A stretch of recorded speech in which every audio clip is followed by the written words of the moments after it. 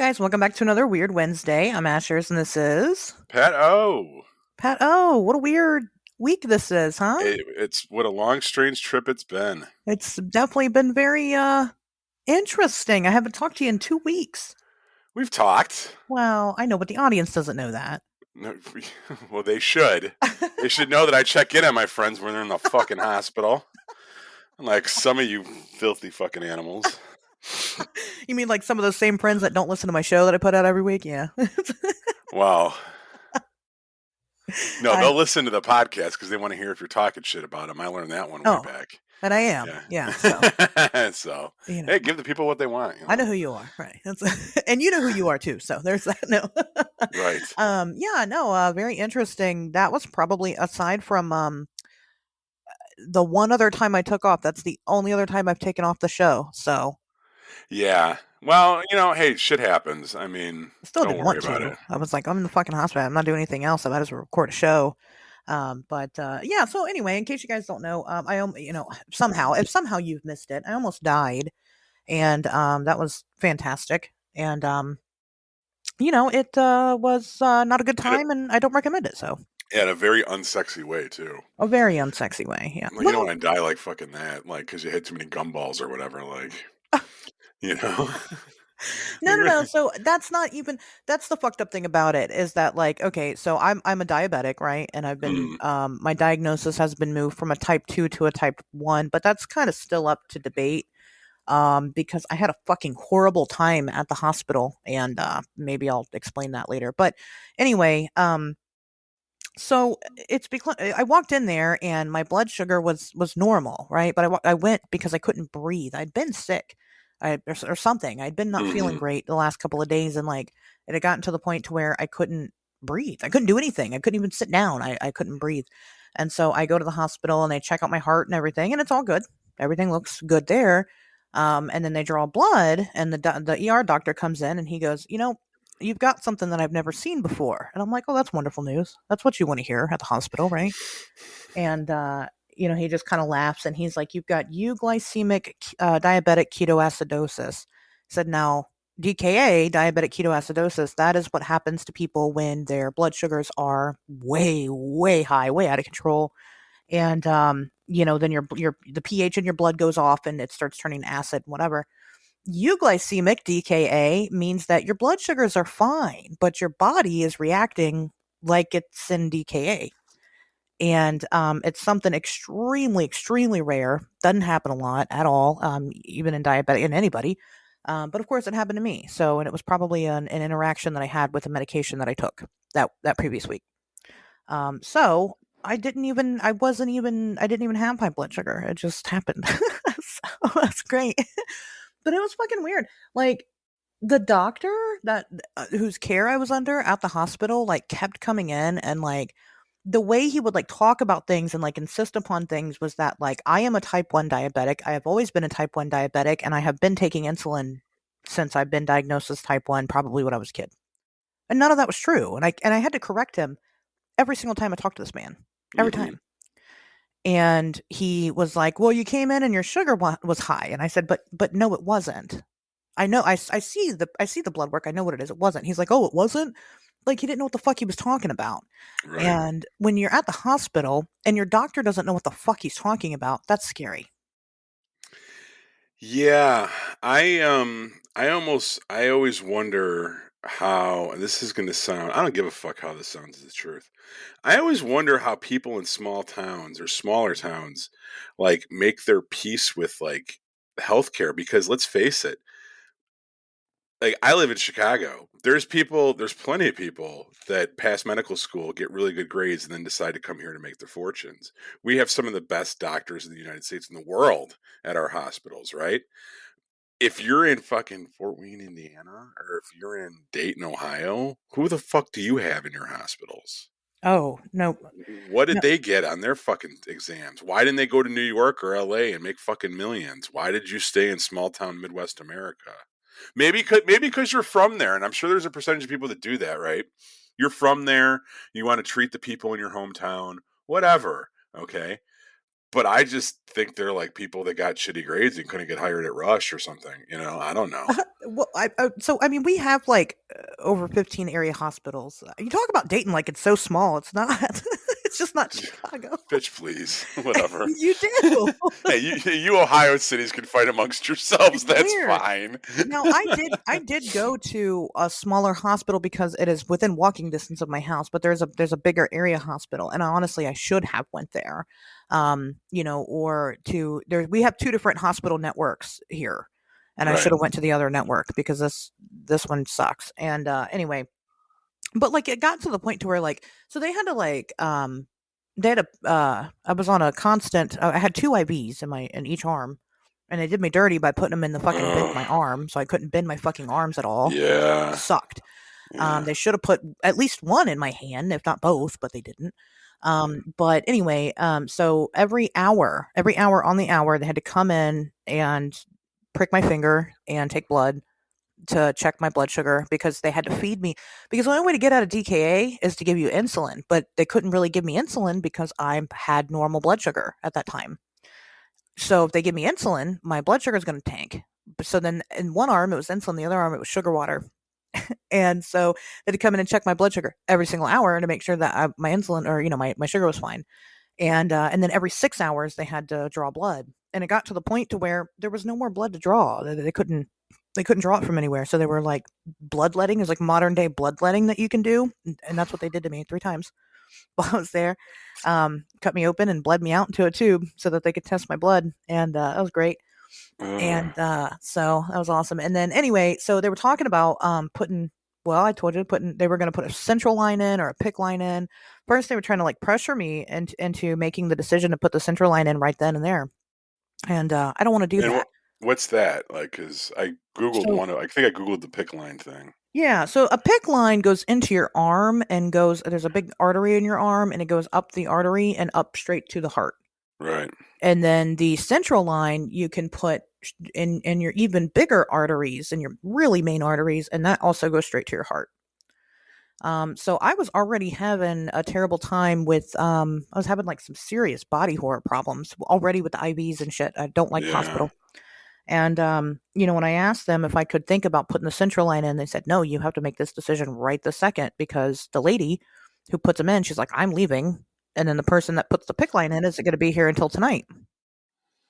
And I'm like, I can't, I'm audibly like, I'm having a panic attack. And I'm like, and you can't let me think about this for a minute to just kind of calm myself down. She's like, no, which was really incorrect, and that's not how it should have been handled. But okay, Right. so I didn't do it. I didn't do it at that point in time, and like later, and so then there was hours in between for a person that could put in one of these types of very important pieces of medical equipment. Which tells me that they just weren't even equipped at this damn hospital, and then on top of that, didn't even know, didn't even understand my condition half the fucking time. It's sad that I knew more about it than they did. That shouldn't have ever happened, but it did, and so here I am. But no, I almost did not go to the hospital. I really almost didn't, and in that case, I probably would have died. But here I am, so I'm here. I'm glad you went. Thank you. I'm if I'm honest, I'm having a terrible time, but it's okay. I mean, that's whatever. I'm here and I can have a terrible time or not have a terrible time. That's important. I have a choice now of whether or not I'm going to have a bad time or not. So, eventually I'll get over it. That's what everybody says anyway. So, here I am. How have you been the past 2 weeks? Oh my god. Well, how do I even? It's fine. Good. just fine. I mean, what the fuck?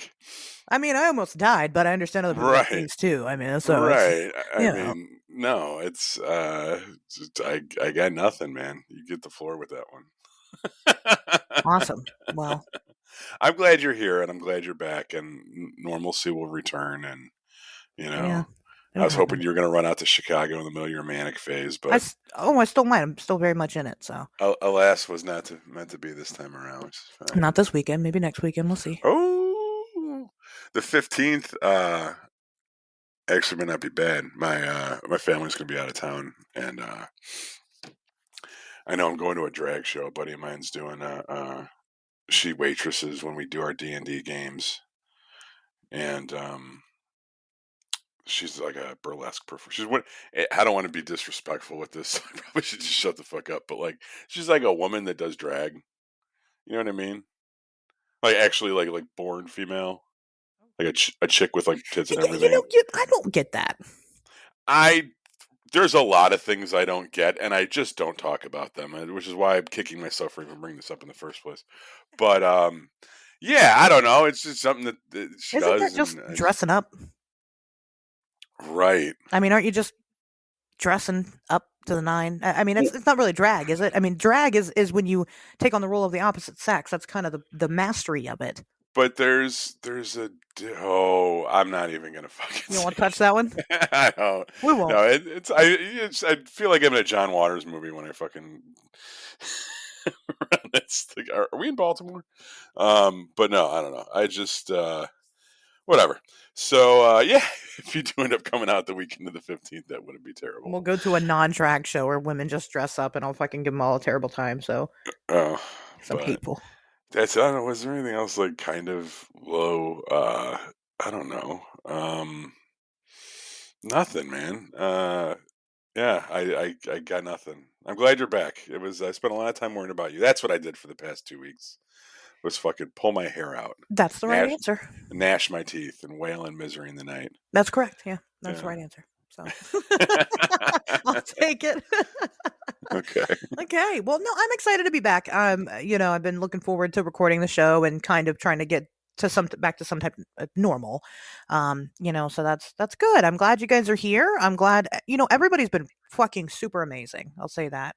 Well, okay. Most people Mhm. have been fucking super amazing. This community has been awesome. And I definitely want to thank you guys super sincerely on that because you guys have not only did you fund my paycheck that I missed out on, but you're also going to help me buy very important medical equipment. So I do still have a GoFundMe up because it's probably going to cost me a couple of $1,000s for the things that I need. I just don't know exactly what that number is yet, so I haven't updated it. But I'm going to leave it up. You guys can find that obviously down below in the description. Give if you can, don't if you can't. I mean, I'm not going to force you to do anything you don't want to do, but I would greatly appreciate it because that's just something that I shouldn't have to worry about because the healthcare system is bullshit and shouldn't pay us because our pancreases don't work. So, or shouldn't force us to pay because they don't work. So that would be awesome. Speaking of money matters, I put a teaser out on social media a couple weeks ago, and this the day that you're listening to this Wednesday was supposed to be the day that the Patreon dropped, and that's not going to happen this time. But that's okay. I'm hoping it's going to happen next week, and you guys absolutely want to join it. So watch out for that because it's coming and it's going to have lots of really good things. But because I was busy dying or whatever, I couldn't do it this week. So hopefully next week. So that's going to be excited. Pat, are you excited for the Patreon?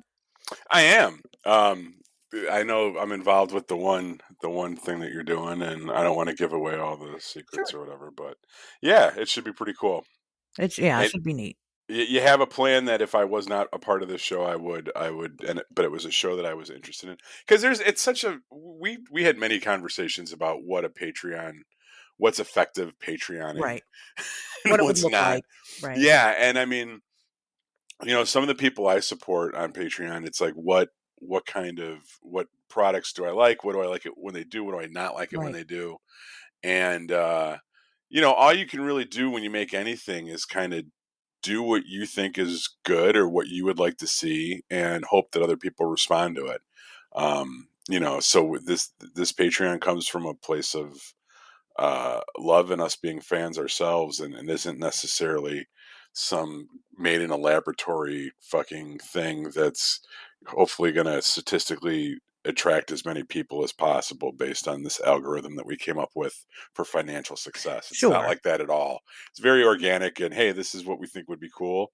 And hopefully our fans agree with it. And if you're a fan of the show, then chances are we have similar tastes anyway. So you're going to think that it's cool because we think it's cool and you already think we're cool. So Yeah, I mean, and chime in. I mean, definitely open a feedback if there's something that you guys feel like needs to be included, or maybe you subscribe to it for the first time and you feel like something's missing, or you don't like something, or it's for you. This is for you guys. Like, yes, you pay for it. So yes, there's some type of benefit that I get there, but I mean, I don't expect my paychecks to all be covered with it, you know. So I want you to like it. I think that's important to me, is that you guys feel like you're able to engage and you're able to get something that you feel like is worthy of giving your, whatever dollar amount every month that you choose to give. Mm. And so definitely open for the suggestions there. But it'll come, it'll happen. It's closer now than ever, so just like I said, maybe give it another week or two so I can get back to normal, and we'll get it out there for you guys. And I think you're really gonna enjoy it. I've talked to a lot of people about what's gonna be on there, a lot of close friends and things like that, and they're super stoked to to subscribe. Jeremiah said he's gonna be the first one to subscribe, so Oh, of course. of course, well, he'll be the first to know about it. His CIA computer will ping him. He's already been reading our text messages, so fucking Right, 100%. he already knows what's on there. Yeah, I will say, I'm it's an Asher's Patreon. It's not necessarily on Wednesdays we talk weird Patreon, although this is your show, so it all kind of fucking, it's underneath your giant brain Yeah, umbrella. But I will be contributing stuff to it, and the way I like to look at the stuff that I'm contributing, some of it is like, it's shit that it's not necessarily that we're hiding content behind a paywall, as much as it's like we're also being more selective about who has access to certain yeah, things. yes, So it's not, don't think that like, oh, we're just trying to scam $3 a month out of somebody. Not that right, that's going to be one of the paid tiers. I just threw that out there. But it's also like, look, we could put this on the internet for free publicly for people to do whatever the fuck they want to do with, and just kind of come up and snatch it. But we don't really want to do that. We don't really feel comfortable doing that. However, if we put it on the Patreon for our fans, people that legitimately like our show and help our show, then we'll allow ourselves to be a little bit more exposed and vulnerable yeah. I think that's a really good way to put it. Yeah. with the content creating. So Right. I take mean, from that what you will. I've talked about some other things, on the show before, and I've talked about whether or not I'm going to put them up behind a paywall or release them. I can tell you some of those things that you might have heard me talk about in the past will go to the Patreon. Yeah. None of it is smoking gun evidence. If I had any smoking gun evidence, the entire internet would know about it. I promise you that. But very interesting and notable for sure. Stuff that you probably want to see, just stuff I don't really know what to do with because of silly stuff like copyright and things like that. And so I think that that's important to be able to have my own protection and things. And like you said, Pat, so that way not just anybody can find some of these things, because it will get a little more personal than it does here on the show, if you can believe that. There are some things that maybe I'm not comfortable sharing, to just anybody and everybody and having it out there. And so I mean it's gonna have a lot of that. So definitely stuff to look forward to. Like I said, just keep your eyes open, and it'll be here sooner rather than later. So that's good. And yeah, I think that's all the news I really have for, not the news, but the shilling that I have for this week as far as personal stuff goes. I could get into the news. You want to talk about some news? Let's do it. Want to know what you missed out the last 2 weeks? Mm-hmm. There was actually a lot of stuff I omitted, just because I didn't feel like it was, I don't know, worth my time. Maybe if it comes back up, or maybe it's stuff I needed more updates on. Maybe some things I'm sitting on, but I do have some very interesting things. So while I was, dying in the hospital, there were two Nessie sightings. Yeah, there were. Two of them, yeah. One was from a man named Glenn Blevins, who is a local there, and he works at the lock. And he actually physically saw this thing with his own two eyes, and the registry thought it was such a good sighting that they decided to add it. Apparently he works on the lock a lot, and he saw some things emerge that looked pretty big. He said whatever the thing was, he estimated it was probably 20 to 30 feet long. Doesn't really know, quite sure what it was, but he knows that he's never seen anything like it in the lock before. So that's cool. There was also a video taken by a couple vacationing right there on the lock, and it is out. It's down in the description. You can look at that. And they are also insisting that, you know, according to quote unquote experts, I don't know who these experts are. I can't vouch for them, but they say that it was definitely something organic in the water that was very large. So, Mm-hmm. two new Nessie sightings. I will put of course, again, link the LochNessSightings.com website, where you guys can keep track of the Nessie sightings yourself, or just listen to me talk about them every week, because so far, every time there's a new one, I talk about it. So But very cool. I mean, it definitely goes along with the idea that these things hibernate. Because again, we didn't have any throughout the wintertime, and all of a sudden we're just, I mean, just one after another, we keep having them. So that's very interesting.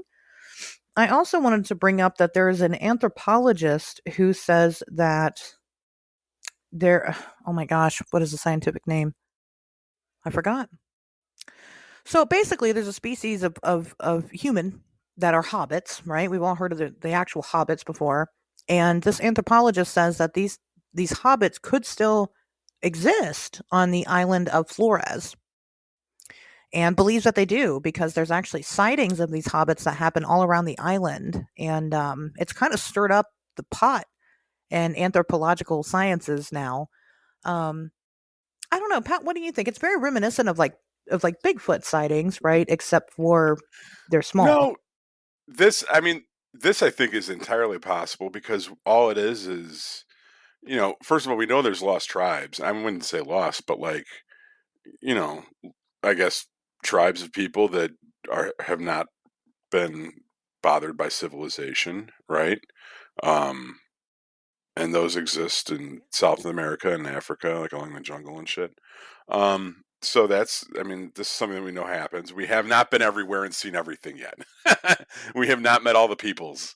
Like there's still peoples out there that we have not met. Um, in fact, I get caught up with those like list articles, those listicles sometimes.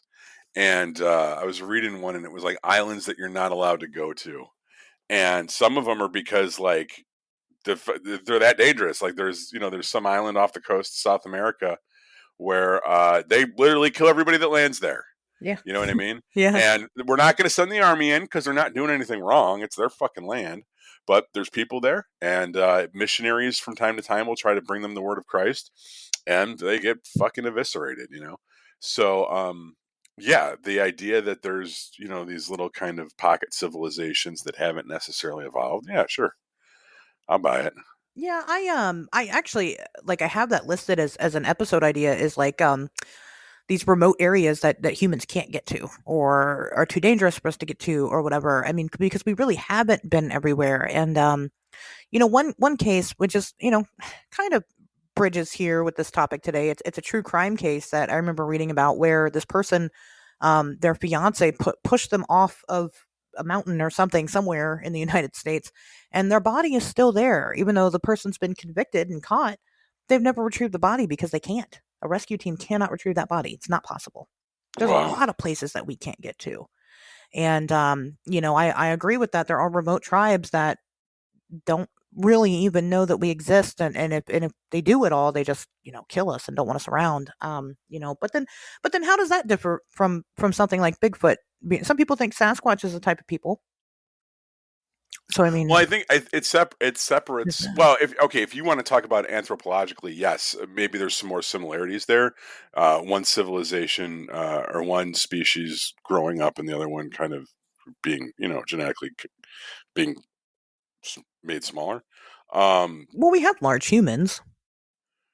right, but you're saying the humans are kind of in the middle, right? And Bigfoots are Homo people that, sapiens, yeah. It depends on yeah, what you consider human, I guess. Bigfoot's. Well, I mean, I know a lot of Homo sapiens that didn't reach out to you when you were in the fucking hospital. You think that they're human? No, they're subhuman.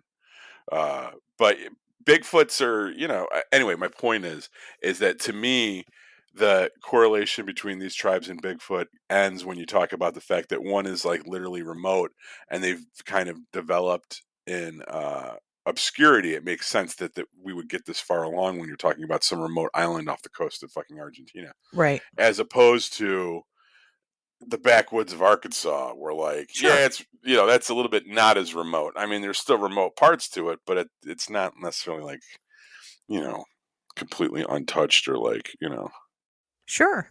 I yeah. see what you're saying. I see what you're saying. Okay, I think it's a fair point. They say that the hobbit species of human, which God, I'm so embarrassed I can't remember the fucking name right now. But anyway, that they existed about 60 to 70,000 years ago. So very interesting that there's a guy saying this because I mean, it has the markers of cryptozoology. It's almost the same thing. People reporting sightings of these things, but science not necessarily recognizing that they exist. I think it's something to watch out for. I think it's neat. I wish that they would send like a team of people in there to go investigate, see if they find anything. I don't know if they will. I think it would be a good idea if they did, though. So, Yeah. because until then, it's just a claim, right? He's just saying they could exist. We don't know. Yeah, I've seen a lot of claims about that though. Like I don't think that's something that needs to I be feel argued like I that have to, much. yeah. Yeah. So, I mean, I wouldn't be surprised. There's that. But but maybe if they do, if they are still out there, then maybe that accounts for things like Puckwudgie and Dwinde.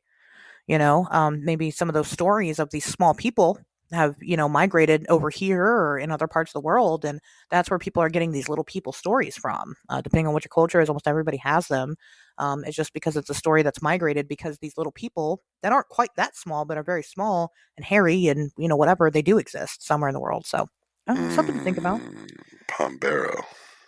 It could, yeah, it could be that guy. He kidnapped somebody the last show, so I mean, it's out there.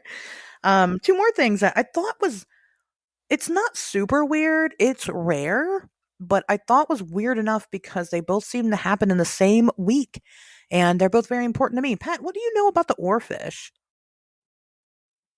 Oh, why it sounds super familiar. That's okay. What am I Um, missing? Yeah. you played Animal Crossing, didn't you? Oh, or is it? Yes. Now that's exactly why. That's adorable. Yes, it just took me a minute. I'm like, why does that sound so familiar? Because I've caught fucking hundreds of them. And Animal Of, Crossing, yeah, there was lots of yeah, money, yeah. super, they're rare, kind of. Anyway, well, the oarfish, it's a real thing. It is actually the oarfish is my favorite animal. In case anybody's curious, it is. Oarfish are basically, I mean, they're sea serpents. That's what they are. They have a very dragon-like appearance. They're very, very interesting creatures.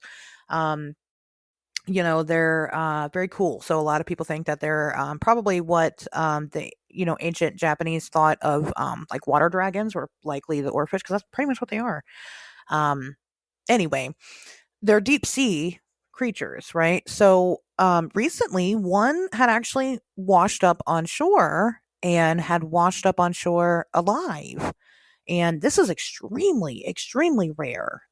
Since they're deep sea creatures, they can't really survive long on the surface. So the only time they really surface themselves is when they're breaching themselves to commit suicide. Pretty much, they're sick already. They're injured. They mate for life, so sometimes they'll breach themselves if their mate dies, or something like that. But one was found off of the coast of New Zealand alive, and they actually got video of it, and things like that. So very rare moment because there aren't any. I believe this might be the first video of it alive, of an oarfish alive. We don't see them alive very often, so that's neat. And then at the same time, oh, okay, and then also it was 11 feet long, which is a baby. These things grow up to like 30 feet. They're huge. So very likely candidate for sea serpent stories and things like that. If you see one of these things, they're intimidating. They're scary because they're massive and they've got they look like dragons. They're neat. But during the same week that this happened, over in Japan, a giant squid washed up ashore alive, which really doesn't happen. And giant squid are, I mean, probably maybe 5 times total we have ever caught video of these things alive. Yeah, but this was a real small giant squid. It was a giant squid, not a colossal squid. Oh, oh, that's why. Because I was like I was 10 feet long. It was long, but Yeah, it's 10 feet long. it wasn't like killing a whale big. No, no, colossal squid are like 35 feet, which Yeah. we've never caught alive. I Okay. think there's one video of one really deep sea alive. Um, but yeah, we've never caught them live. So the this guy is interesting because even giant squid, for a long time, PBS did a really neat documentary on the colossal squid, and what they were trying to do in that documentary was they were trying to actually catch squid and keep them alive, and and just even an aquarium setting, and like even like their regular sized squid they couldn't seem to keep alive in a tank. Now have we moved on past that? we probably do a little bit better. But this one in particular, the giant squid that was washing up ashore again, it was probably dying, which is why it breached itself. Very similar to the oarfish. They don't really survive very long, outside of their normal pressures. So, and you can tell they're dying because they've lost all their color and things like that. And that one you can tell. But they did take it alive, and I'm not sure if I haven't seen an update on it yet on whether or not it was rehabilitated or if they've kept it alive, or because if they've kept it alive, that's a record. That's never happened. Hmm. Never happened with the giant squid. So I just thought it was interesting. These are both very extremely rare creatures anyway. So the fact that we've caught them both alive, and by the shore and on camera is very fascinating. So I mean, whenever you consider what exists out there in the world, I mean, consider that we know that both of these creatures exist. We recognize that they do, but we rarely ever see them alive. So something to consider, I guess. They're my favorite. I really like sea creatures. I don't know why. I just do. They're I always interesting thought and they were a little fishy. mysterious. What's that? I said I always thought they were a little fishy. Oh my god, you're fired. Um, well, Pato just got kicked from the Patreon, guys. Sorry. Um, well, anyway, that's really all I have. I mean, like I said, I didn't really find much else to be personally interesting. People have been sending me stuff. The stupid Bigfoot picture hoaxes are going around still. Stop tagging me in them. It's not real Bigfoot. That's really it. That's really all my news. So, you want to talk about some cannibalism and necrophilia and being gay? No, I think we should get to the show topic. Fair enough. Fair But enough. maybe we'll save that conversation for the Patreon. I said I didn't want to talk about my weekend. Yeah. Well, oh my god. Oh. Just hanging out down at the morgue after work, sucking down a few cold ones. Oh my. Oh. What, you didn't? Were you too young to have Dahmer jokes? Oh no, absolutely not. Absolutely Oh not. yeah, we had. I loved the ones that played on the homosexual necrophilia aspect of his personality. Jesus. You know, Oh my gosh. Well, I mean, what can you do? Yeah, they're laughing about it or crying about it. I mean, right? what are you gonna do? He did what he did, and here we are now making these Dahmer jokes. But Yeah. no, he Dahmer killed somebody on actually right on my birthday, June 30th, 1991. June 30th is your birthday? That's my birthday. It's my kid's birthday. How did I? I think I knew that. I must have. I've known you for Are long you enough now. serious? Yeah. Which one? Your son? Yeah. That's so crazy. Oh, another one of my friends, her son is my birthday. Wow. So she always remembers because that's her kid's birthday. That's crazy. Anyway, yeah, June 30th, 91. Dahmer killed one of his last victims because he was caught in July of 1991. Anyway, so in case you didn't know yet, we're going to talk about Jeffrey Dahmer, who is very famous. I'm excited to talk about. It's weird. It's weird to say this, and people are going to think it's weird, but Dahmer's one of my favorites. Is that weird? Should I not say that? Should I I edit that mean, out? why? I guess the weird question isn't that he's your favorite, because I mean the fact that you have a favorite in general could be considered weird. But what is it about him that tickles your fancy? Is it the Ohio connection? Is it the fact that some people think that he's like kind of good looking? Is it because he's 6 foot tall? I know girls like tall guys. That's all over. It's all over the internet now. It's the rage. Oh, is that the trend now? Tall guys? Yeah, yeah. Oh, I better switch it up then. Stop dating these short shits. No, I don't know. I think it's because true crime is like my other love, right? That's that was my major in college. And so, that's what I should have gone on to do, but didn't. Now I do this, and I'm glad. But, so obviously I've read about all these different serial killers and regular killers and whatever. I don't know. I mean, it's not one thing. It's the fact that like I'm really interested in Dahmer's upbringing and how he got to where he is, and how vicious he was. Really, it was of course one of the first cases I was ever familiar with because it is so famous, Hmm.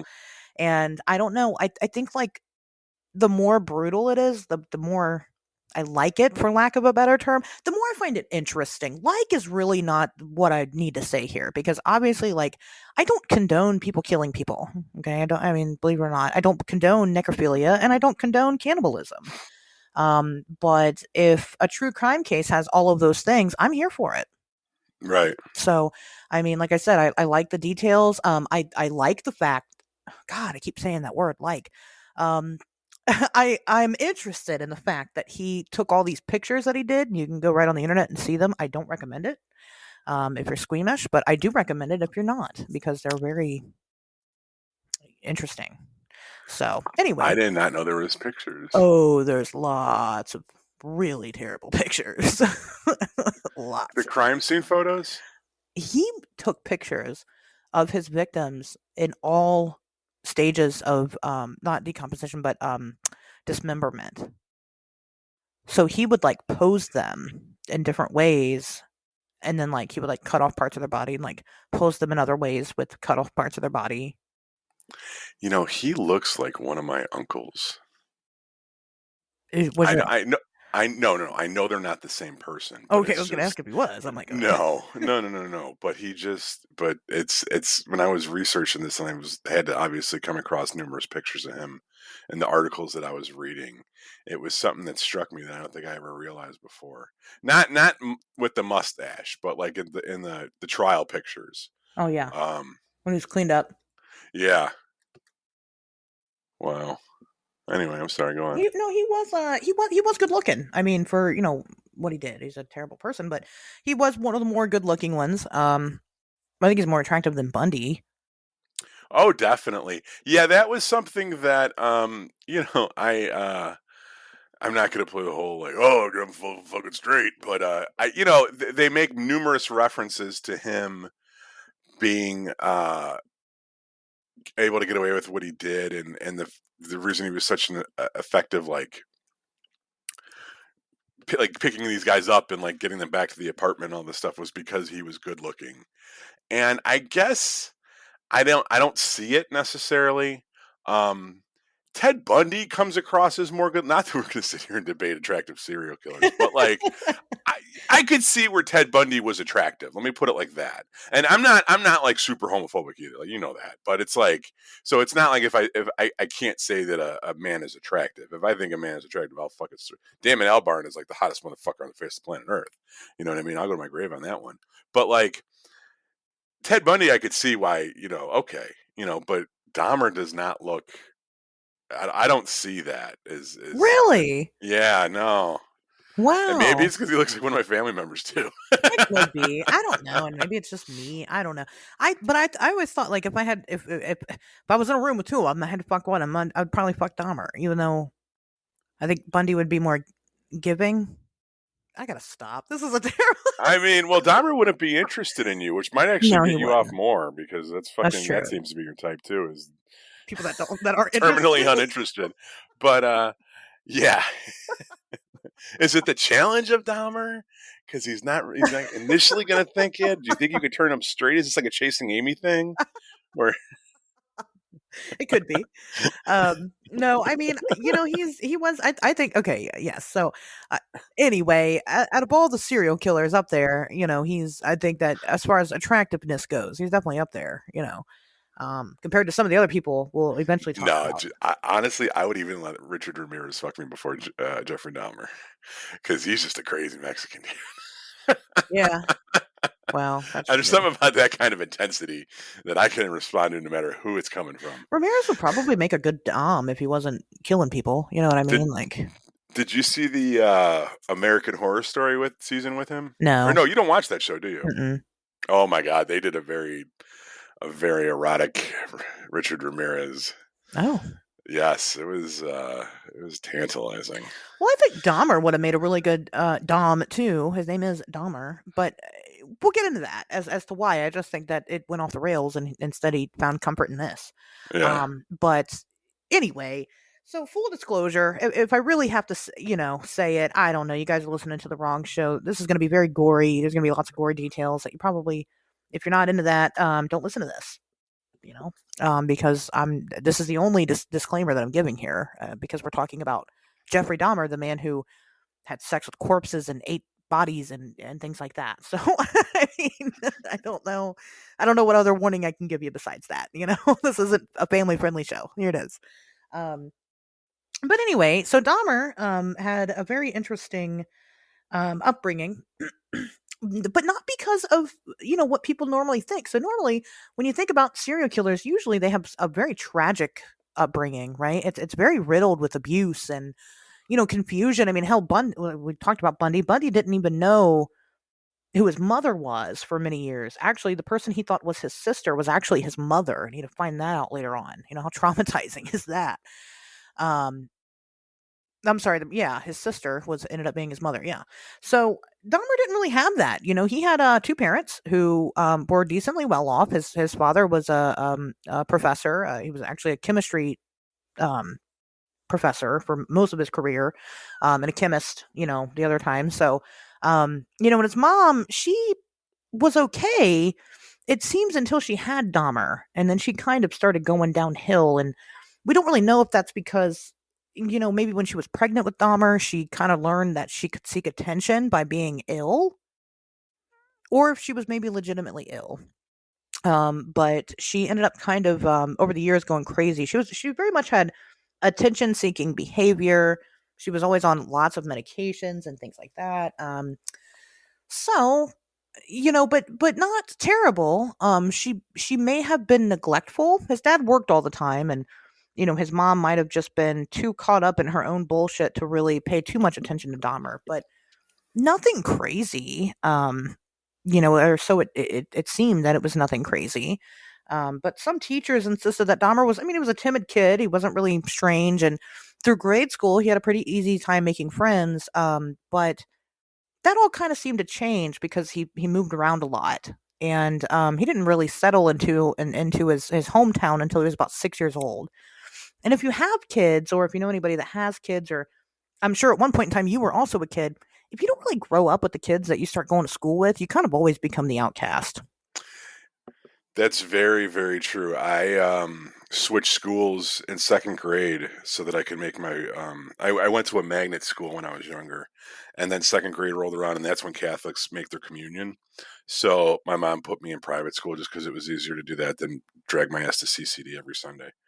And yeah, I mean, it was second grade. I came in second grade. That's not that late in the No. game.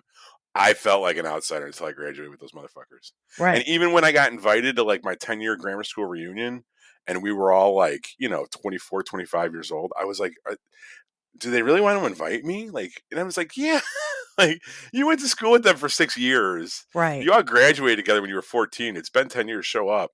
I still felt like the outsider. Yeah. I never shook that. I had a very similar I mean, we moved around a lot. I switched schools a lot, and I was always the new kid. And and I think that maybe that's what's affected me as an adult, because Yeah. I'll visit, I'll see somebody that I went to high school with or whatever, and we'll catch up, and they'll talk about the people they still talk to or don't talk to, and I'm like, wow, I don't talk to any of those people. You're It the first person I've seen. It is. I was talking about this with somebody this weekend, where it is the reason I hit 9 months sober on Saturday night, and the reason that I've been able to do that especially when I go to functions where there's a lot of other people drinking, is because I like being the one sober person in the room full of drunk people.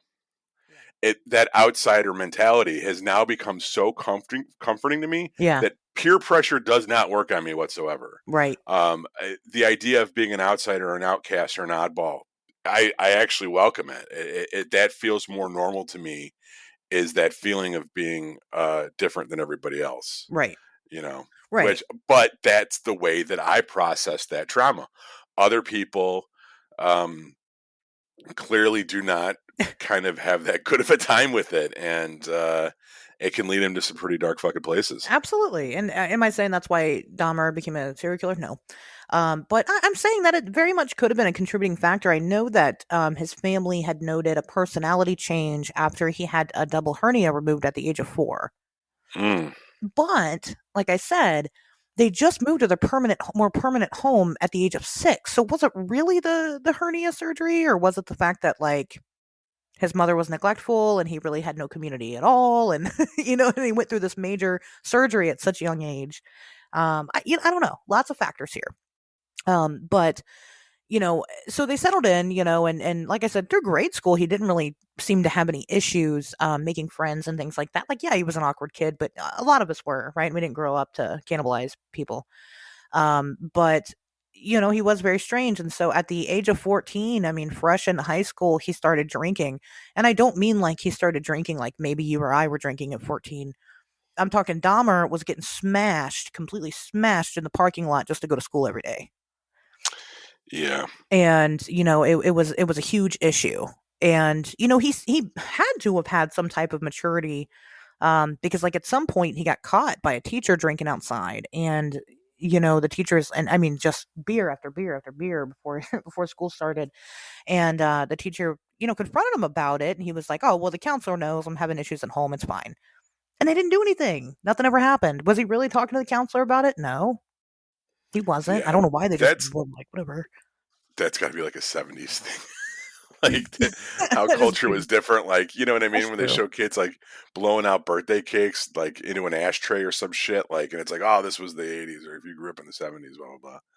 Yeah, I when I read that I was like, what? Like, did the like they have a beer with them and be like, all right, well, let's get one for the road and we'll walk you back to class, you know? Right. My mom, I think it was last year, maybe the year before that, she had these really, really old films, like cans of film or whatever that she needed developed. And she went and got some of them developed actually after many, many years. And they're so old that there's actually pictures of me as a baby during my first Christmas. And which is amazing because I don't have a bunch of childhood pictures, but it's hilarious because in the background all the adults are smoking. And it's like that's so weird to see. Oh, So, but I it was worked on it. a different time. I worked on an independent movie that took forever to come out. I won't say the name of it because I'm trying to start shit. But when it finally came out, there was a scene that we shot where people were smoking in a restaurant while they're eating. That's so And weird. everyone in the theater was just like, how fucking old is this thing? Yeah, Like, Jesus. These fucking cave people over here smoking cigarettes while eating breakfast. Who yeah. the fuck did that? I'm like, everybody did that. Are you kidding me? Everybody, right? So I mean, you might be right. Maybe that was just a sign of the times. It was they just thought it was normal. Yeah. But yeah, so I mean, that happened. And all throughout high school, he didn't really have like a best friend. He didn't really have, I mean, he wasn't really unpopular.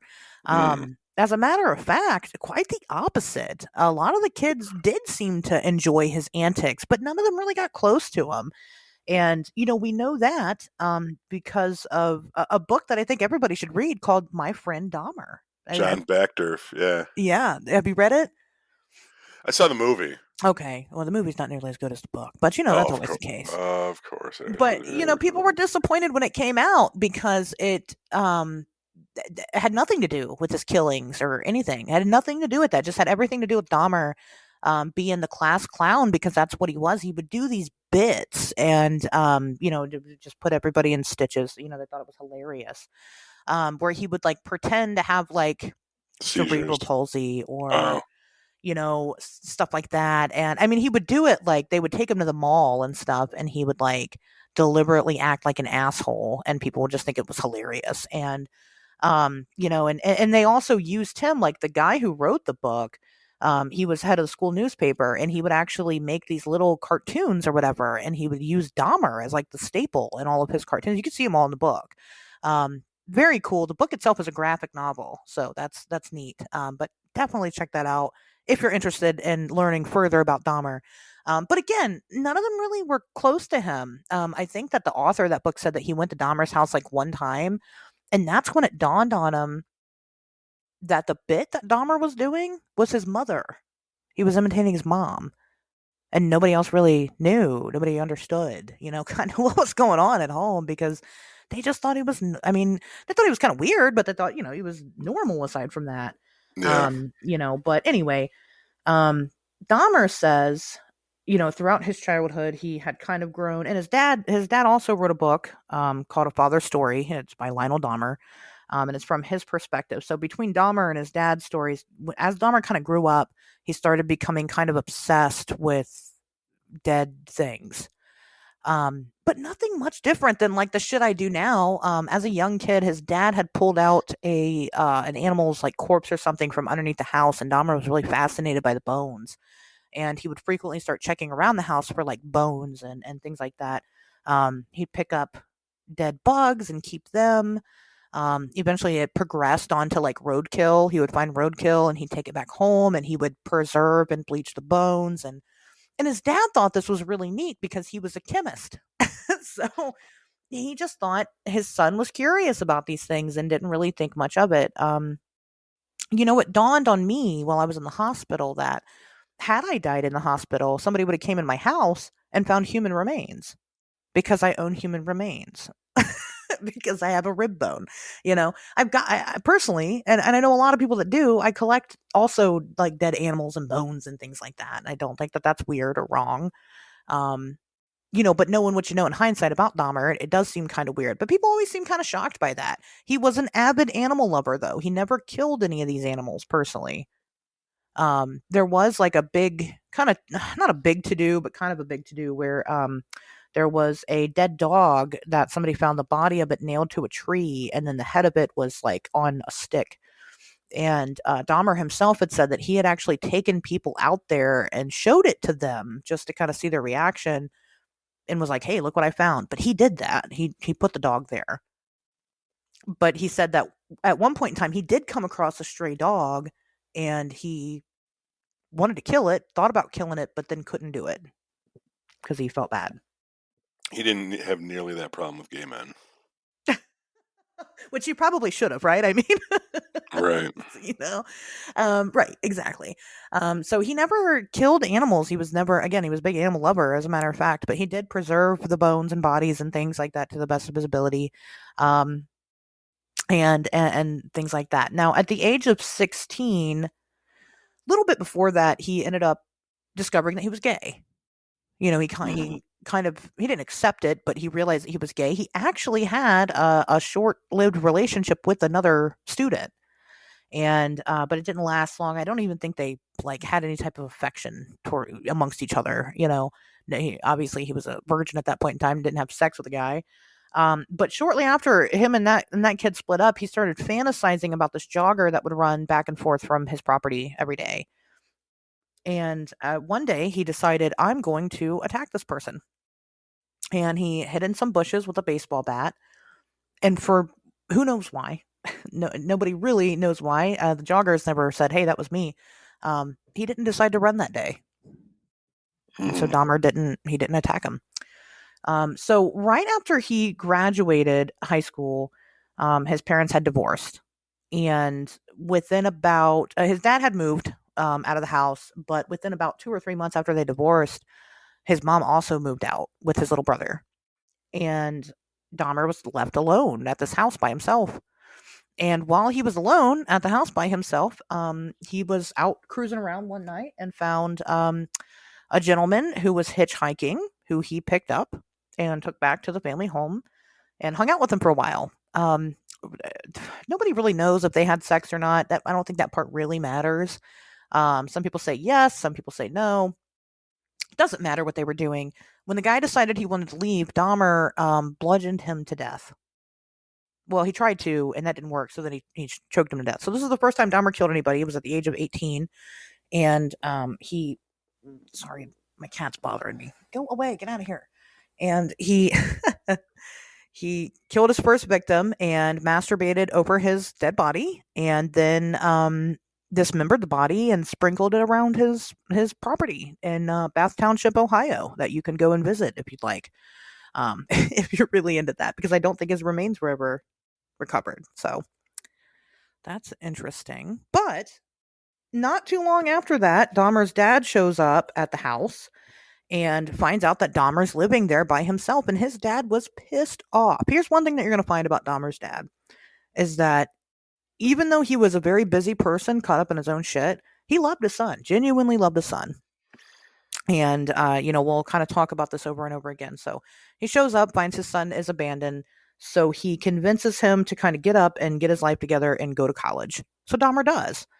Um, but I think he made it through the first trimester, and then and I mean like 3 weeks within the I'm sorry, not trimester, but semester, and then he dropped out. So there was that. because of his drinking, which is a recurring theme for him. And Yes, it's yeah, constant. Yeah, drinking gets him into a lot of issues. So he dropped out, and then his dad goes, "You know what? Then you're gonna join the military."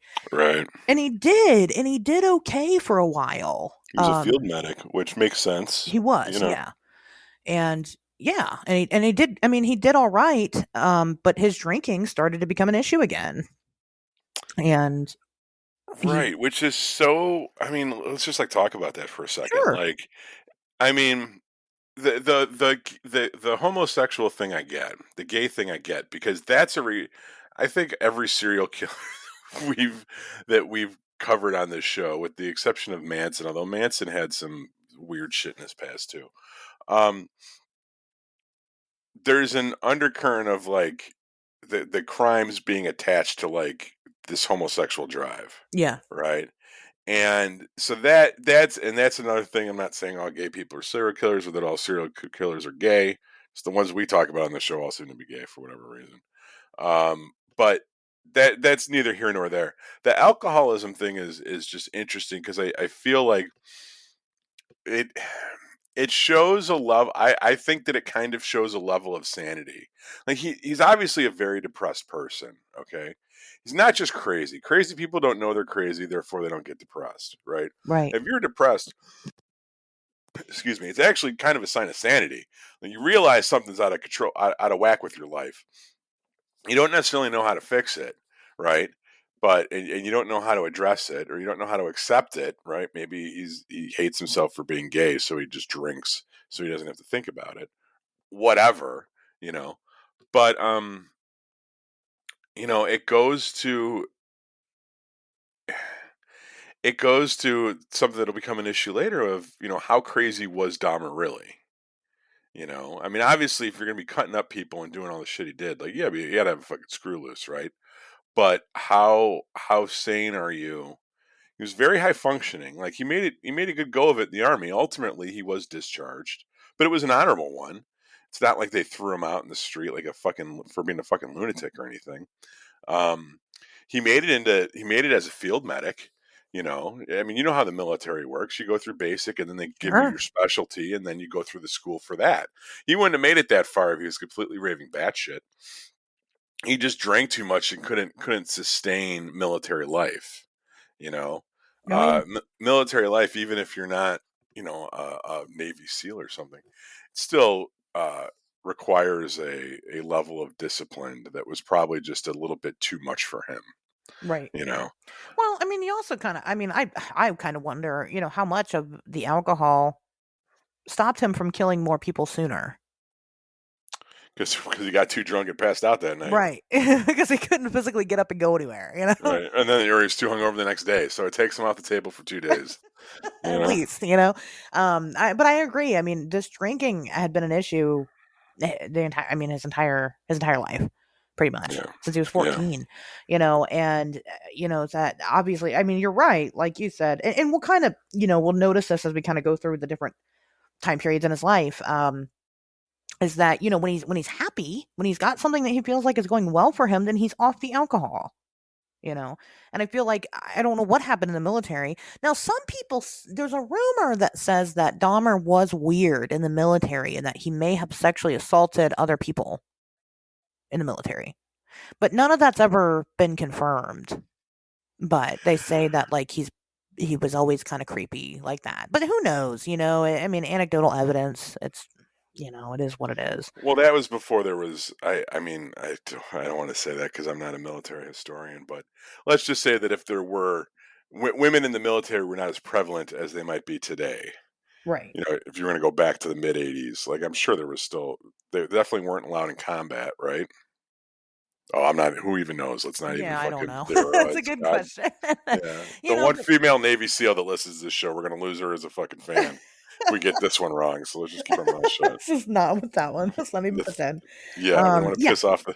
sure. But That makes sense. But anyway, yes. So, that's I don't know, but he did okay, and then he started drinking again. He got kicked out of the military, and he was honorably discharged, so that way he could continue to live his life as a civilian. Hmm. Apparently, when that happens, you are given a ticket to anywhere in the entire country, Right. and this is important, but not so much because of this episode, but just take note of what I'm getting ready to talk about. He decided to go to Florida because his father, he didn't want to let his father know that he got kicked out of the military, didn't want to go back home to Ohio, so he goes to Florida. And this was in 1981. And while he was there in Florida, he ended up he got a motel or whatever, and he got evicted out of the motel. But of course he was drinking a lot, and all of his money was going to alcohol. So eventually he ended up homeless on the beach there in Florida. Before eventually he called his father and went back home to Ohio.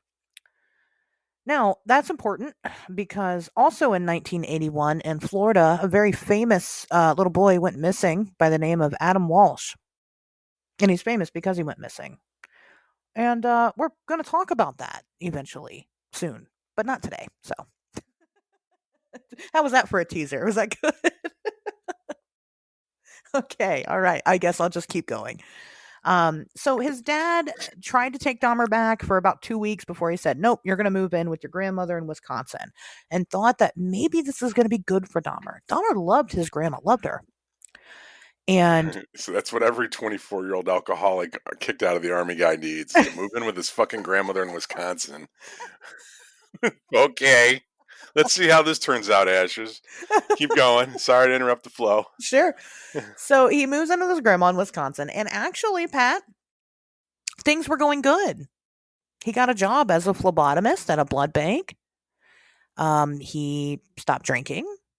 He was doing really, really well, and he kept that job for almost a year, and then he got laid off.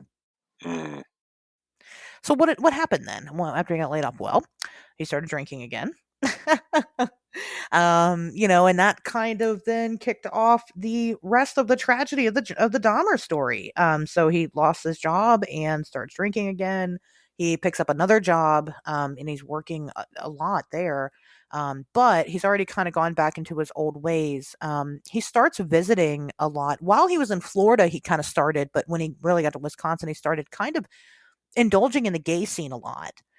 And while he was living with grandma, he started visiting a lot of gay bars and bathhouses and things like that. And he started meeting up with Mm-hmm. other men. Mm-hmm. And what he would find is when they were having sex, he did not like it. He didn't like that they would move or talk or make noise or anything. He didn't enjoy that at all. Right, he's living with grandma. Shut the fuck up. Grandma's in the room next door. Quit screaming at me to breed you. I mean, oh God. I want them to shut the fuck up too. Hey, I got roommates. Can you be quiet? You fucking cum pig. Come here. Some in that mouth.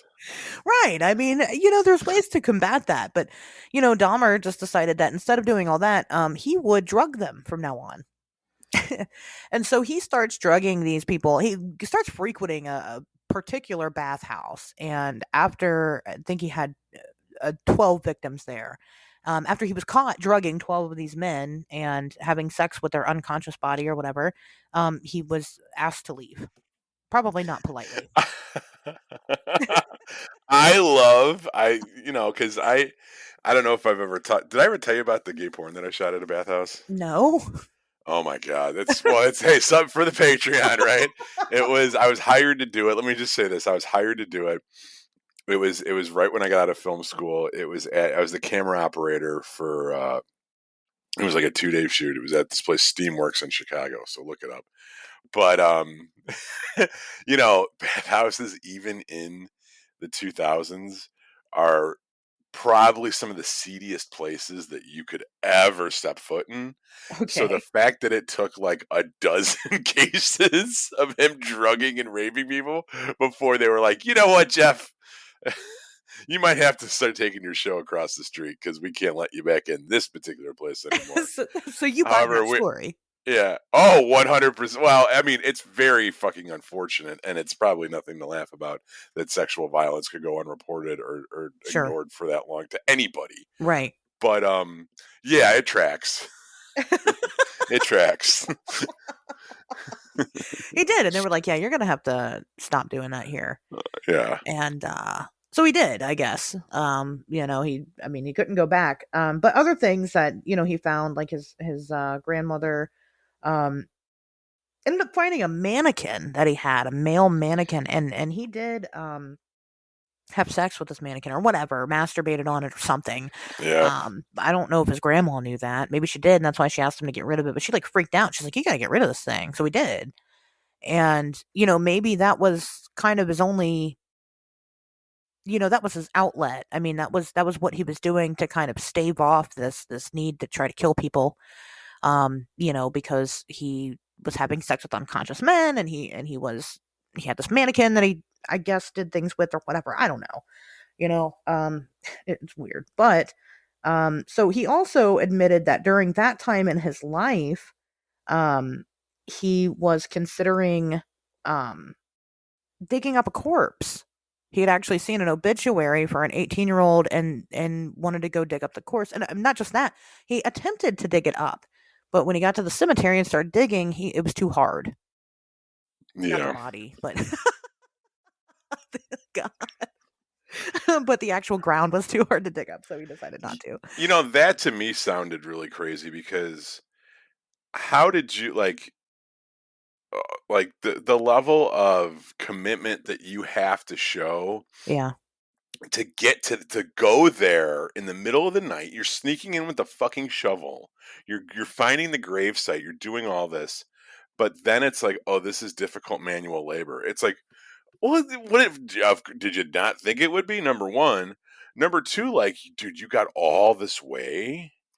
And now, like, think about how scared you would be every step of that way, like every leg of that journey. right, It was like increasingly more and more crazy, but you're doing it, you're completing it, you're getting closer, you're getting closer. And then you're there and you start digging it up and you're like, oh, this is hard. Like that's actually the easiest part of it is to stand in one spot and just dig a hole in the fucking ground. You know what I mean? Or the fact that like he didn't anticipate like the that it would be that hard. Like he never thought about that and never turned him away until he got there. right. That's very that's probably the craziest fucking thing next to the drilling the holes in the guy's head to see what fucking happens. But like, Yeah. I mean, yeah, just not doing it from that point. I don't really know I mean, he's had a couple of these times where obviously it was going to escalate, and then for whatever reason it just didn't. You know, right, I suppose because he needed to. Not that he needed to kill people or that was divinely guided at all, but I mean, it all kind of worked out to where he had his own space in order to be experimental and things like that. But I agree, but I think maybe, once he got there and he started doing it, started doing it, not only was it too difficult, um, it was, there could have been somebody there at night, some guard or something that he was uh, nervous about. Maybe him trying to consider what to do with the body once he does get it out, yeah. or Like, were you gonna throw it over your fucking shoulder and carry it out of there? to Like, that's grandma's house. crazy. Yeah. And Yeah, so I mean, I think that there's a lot to consider, and so he kind of stopped and was like, you know what, never mind. But it does show that he's very aware of what he was doing.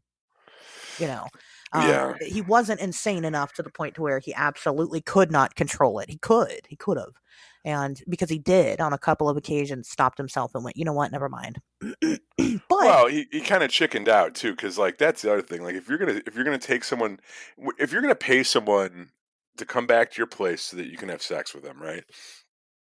That doesn't take a lot of balls to walk up to some fucking hustler in a gay bar and be like, "Yo, $50, come back to my place, I'm gonna blow you."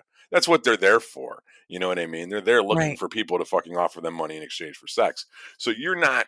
I mean, once you get past the initial weirdness of like soliciting the transaction, once you get comfortable with that, that's as easy as going to the store and picking up a watermelon, right? yeah, So like the fact that he would then bring those people back to his house and then drug them, well, what are you doing? You're making the guy a drink and then you say, fucking, you put the pill in or whatever, right?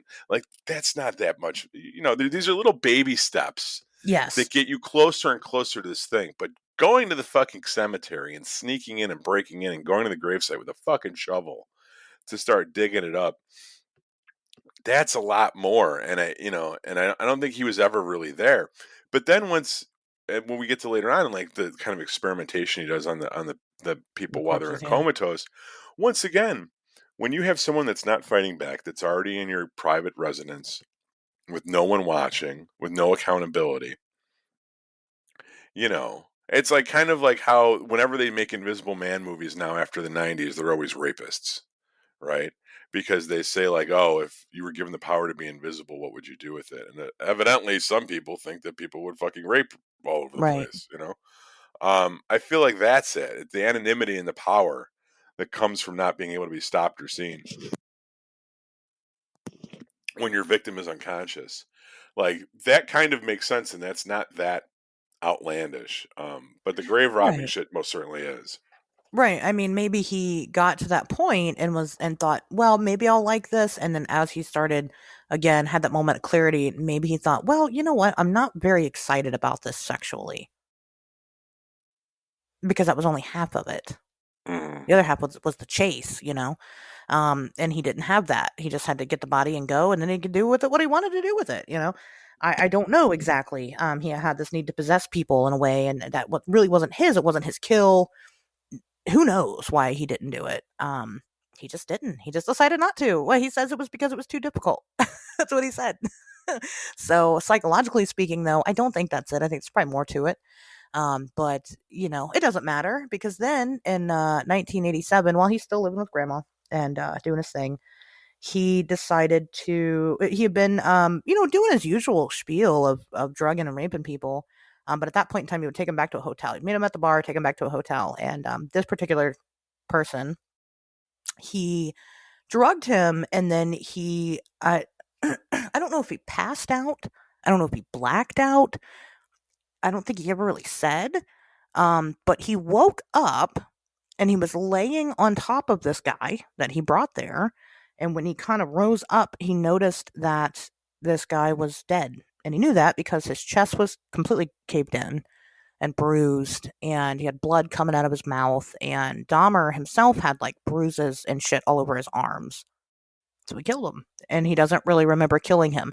He did say, now here's the thing. I think that Dahmer did remember killing him. I just think that for whatever reason, he was too, of all the shit he admitted, I think he was too embarrassed to admit exactly what happened because I think he actually lost control and at that point could not help but to kill that man. And I think that he didn't want to admit that because he wanted to be in control of the situation and he wasn't in that situation in control of it. But he said that he had a moment where he kind of remembers that he was trying to like tear the guy's chest open with his bare hands to get to his heart because he wanted to eat it, because he wanted to pull it out and eat it. So he wakes up in this hotel room with this dead body and goes, oh shit, well, I got to do something about this. So he takes the body, he gets a suitcase and takes the body and puts it into the suitcase and takes it with him to grandma's house and goes in the basement and starts dismembering it, filleting the all the everything right off the bone. Crushes the bones up with puts it like under a blanket or whatever and crushes it with a sledgehammer to try to dispose of it. That's what he did to his first victim. And he says that this whole process of dismembering this body and kind of parting it out and getting rid of it took about 2 hours. In case you were curious how long it takes to dispose of a body. According to Jeffrey Dahmer, about 2 hours. That's pretty impressive, I think. I would think that it would be a big to do. Well, when you know what you're doing, I mean, When you're a field medic he in the practiced with the military. animals. That's true. That's a good point. That is a good Yeah. point. So I mean there's that. So he anyway. So after that point, when that happened, he did try to preserve parts of that body and he couldn't. He ended up kind of fucking it up and he became obsessed then with finding new victims. And he would. He would then now it was different. It had switched from just, having sex with these passed out men to I'm going to kill them and keep pieces of them. And so, he started on the prowl. I think he killed probably about 5 or 6 of his victims while he lived with his grandmother and would, I mean, do things like dismember their bodies right in her bathtub. How did she not know? He had one victim who, intended victim, who he ended up bringing back to her house, drugged, and he was hanging out with him. His grandma was like, was awake and was like, "Hey, is that, is that you, Jeff?" And he's like, "Yeah." And he tried to pretend like it was just him, but then she soon found out that he was there with another man. He had already drugged this gentleman, and instead of killing him that night because his grandma saw that he was there, he dropped him off at the local hospital and didn't kill him. Yeah, I hate it when that happens. You think that guy knows? You think he Yeah. you think he I knows mean, that he was almost a Dahmer victim? gay community. I would love to, and maybe this is already out there, but I think it would be funny to see a documentary. Maybe it's not a full documentary, some kind of media created about the gay scene in Milwaukee's reaction to Dahmer being caught, because underground gay communities are in cities usually aren't that big. Everyone kind of knows everybody. There's only a couple bars. I mean, there's not, there's different scenes and stuff, but like, I am tangentially familiar with the one in Chicago, where I could name like the top three biggest clubs, and I know some of the DJs and the performers and shit like that.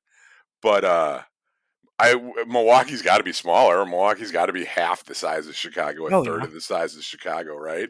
So you're like, how long was this guy operating inside the scene, bringing guys home from different bars that are never seen from again, never seen or heard from again?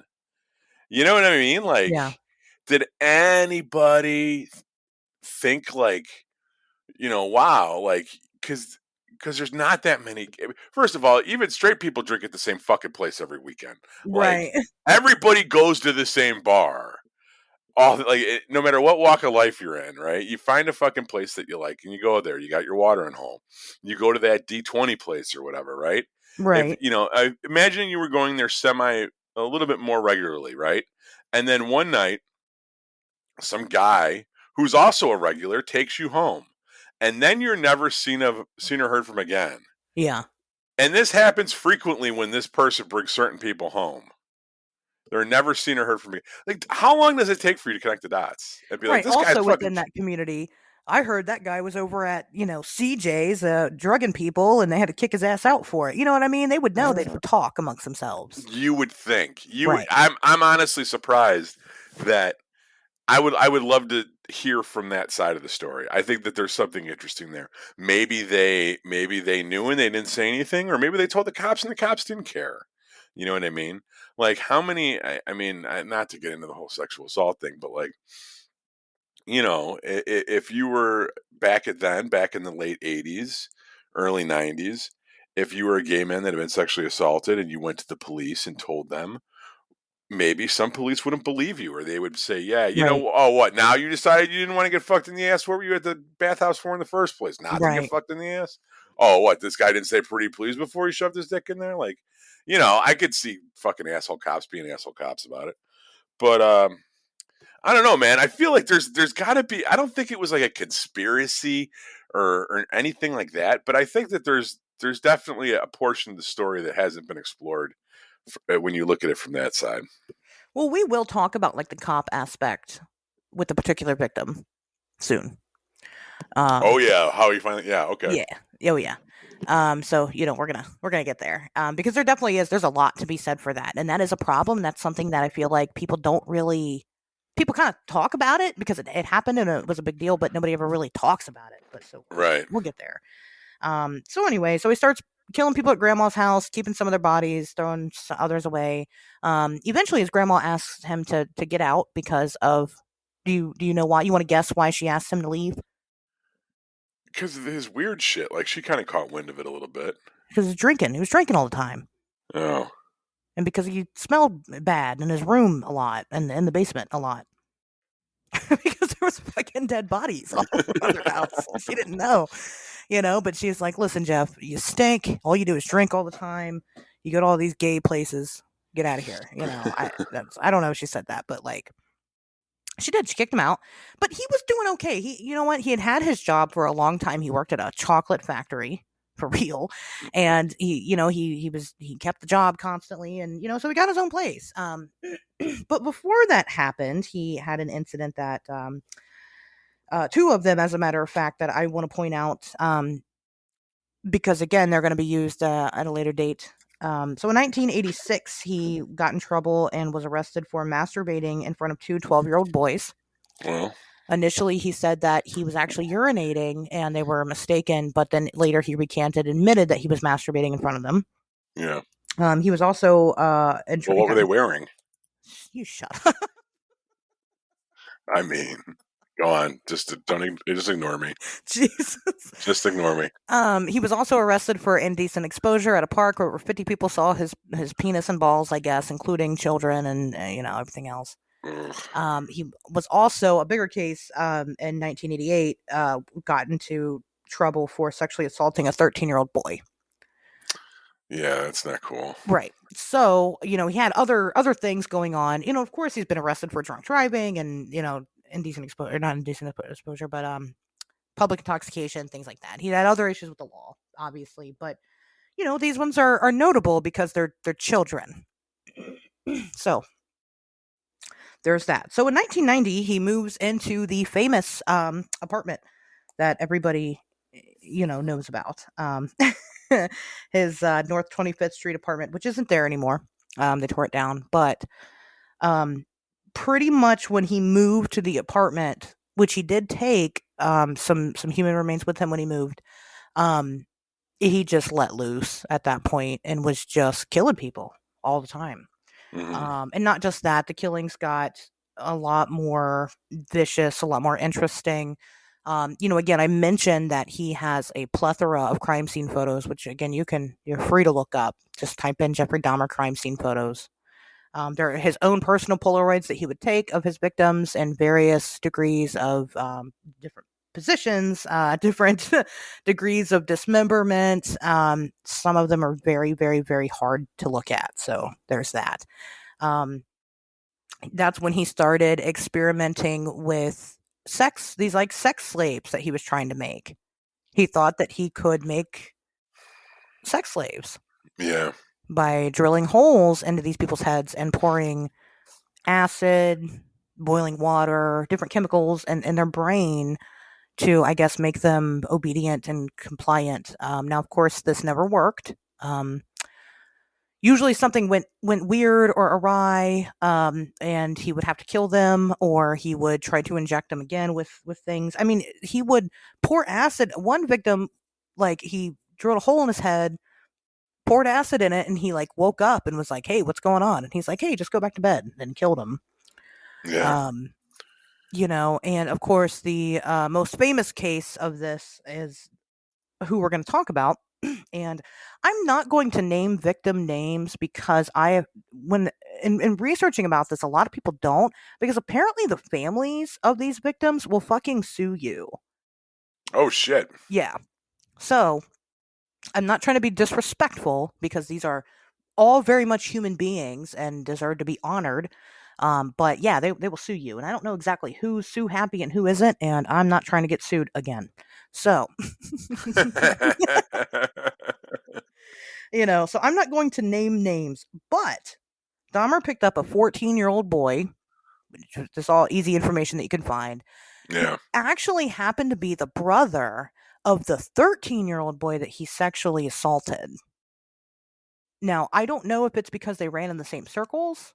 I don't even know if they knew each other until later. I'm not entirely sure. But he picks up this 14-year-old boy, takes him back to the house, and drills a hole in his brain, drugs him, drills a hole in his brain, took some pictures of him half naked, poured the acid in, and then he left to go drink. He actually left the boy laying in his bed while he had the dead body of another victim laying right on the bedroom floor.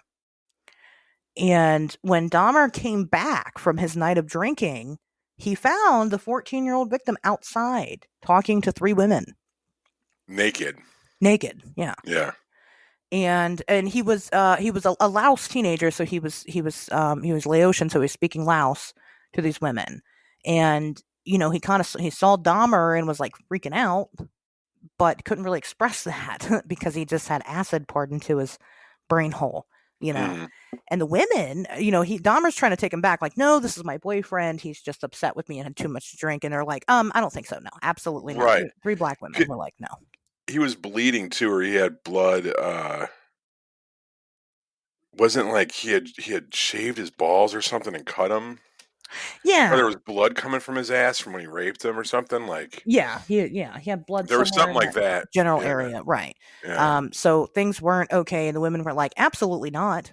So the women, they had called the police, and the police show Mm-hmm. up, and Dahmer's like, hey, no, this is my boyfriend. He's just, we got into a fight. It's whatever. And the cops are like, they were like, oh, okay. They're willing to buy the story.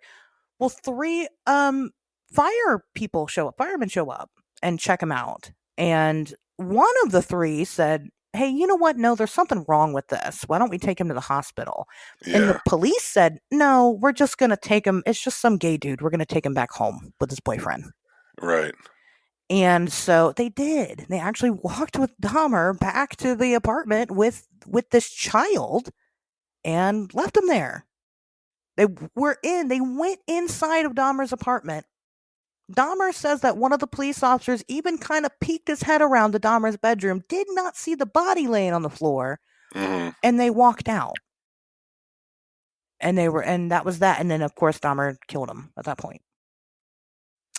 So it was very irresponsible. The women, went on to kind of become big people in the community saying, not only was this an issue against, gay people, that the cops didn't do their job, but it's also an issue for colored, people of color because they didn't want to deal with it because he was gay and they didn't want to deal with it because he was a person of color. So how did he finally get caught? Because I thought they caught him. Like, They I know caught that him. the police were very dismissive in that, but I thought eventually they saw something they couldn't. Like they opened up the fridge and it was like, oh fuck. I'll get there. I'm almost Okay, there. all right. We're almost there. So yeah, that happened. So eventually, while all that's happening and that situation happened, Dahmer's, like I said, he's killing people left and right, pretty much. The apartment is starting to smell. There's a really neat documentary. Maybe if I can find it, I can link it at the bottom. I think I watched it on Netflix, and it was like told from the perspective of the neighbors, and they would say shit like Dahmer would like bring them sandwiches and stuff like that, Uh, and they'd eat them. Never really think anything about it, but they did say the apartment smelled bad, and like the landlord would come by and would be like, "Hey, why does it smell so bad here?" And Dahmer would be like, one instance he's like, "Oh, it's my freezer, went out, and so all the meat spoiled." Another one he said, "Oh, all my fish died in my fish tank, and I'll take care of it." Or, he always had some excuse, and the landlord just went, "Okay." Never went into the apartment, I'm assuming, because he had body parts and shit just laying around everywhere. But anyway, so eventually, in July of 1991, Dahmer picks up a gentleman and takes him back to his house, and he handcuffs one of the guy's hands. But the guy was very, I mean, he wouldn't drink the drink that Dahmer gave him, and which was Dahmer's usual calling card. But he tried to handcuff him, and the guy fought back and was like, "You're absolutely not handcuffing me." He got one hand handcuffed. And then Dahmer pulls out a big knife and he's like, "You're gonna do what I told you to do. I just want you to take some pictures, calm down. Just thought it'd be sexier if you were handcuffed." And the guy's like, "I'll take pictures, but I'm not doing them handcuffed." So a couple of hours had went on of Dahmer and this man, kind of hanging out. Dahmer kind of keeping him hostage, and he took him to the bedroom eventually, but I don't think there was anything visibly out at that time, like a whole body or anything. But the guy was definitely trying to leave. He was trying to make his escape, and he said Dahmer would do crazy things, like he would lay his head on his chest and talk to him about how he's going to eat his heart.